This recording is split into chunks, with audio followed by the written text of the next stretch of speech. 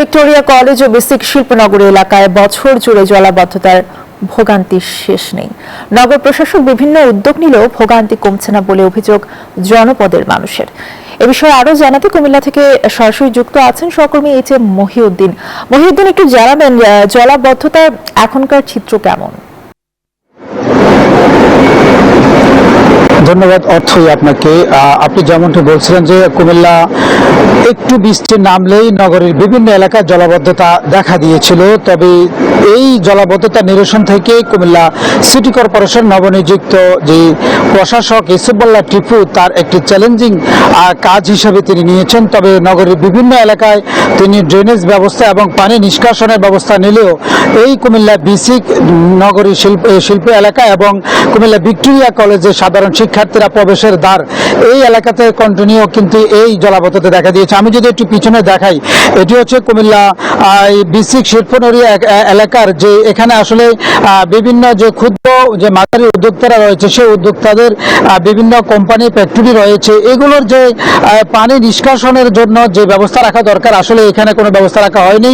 তবে এই নবনিযুক্ত ইসুফুল্লাহ টিপু তিনি এই দায়িত্ব নেওয়ার পর থেকেই ড্রেনেজ ব্যবস্থা করলেও এখনো এই সড়কটি উন্নয়ন কাজ না করার কারণে এখানে প্রতিনিয়ত জমে থাকে এই জলাবদ্ধতা। কুমিল্লা ভিক্টোরিয়া কলেজের এখনো অধিকাংশ জায়গাতেই কিন্তু এই শিক্ষার্থীরা যে প্রবেশদ্বার সড়কগুলো এখনো পানির নিচে ডুবে আছে।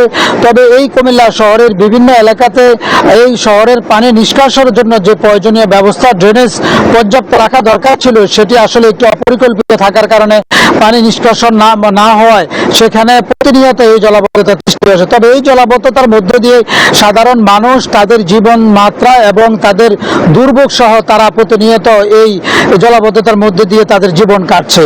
তবে কুমিল্লা সিটি কর্পোরেশনের এই বিভিন্ন এলাকার মধ্যে এই সমস্ত জলাবদ্ধতা নিয়ে সাধারণ মানুষ ক্ষোভ বিরাজ করেছেন এবং সড়কের মধ্যে যে পর্যাপ্ত পরিমাণ যে পানি জমে থাকে সেখানে বিভিন্ন ধরনের জীবাণু এবং মশার উপদ্রব বেড়ে যাচ্ছে, যার কারণে সাধারণ মানুষের ভোগান্তির পাশাপাশি বিভিন্ন ধরনের রোগে এবং বিশেষ করে এখানে যে তাদের যে অ্যালার্জি রোগ সেই অ্যালার্জি রোগে তারা আক্রান্ত হচ্ছে।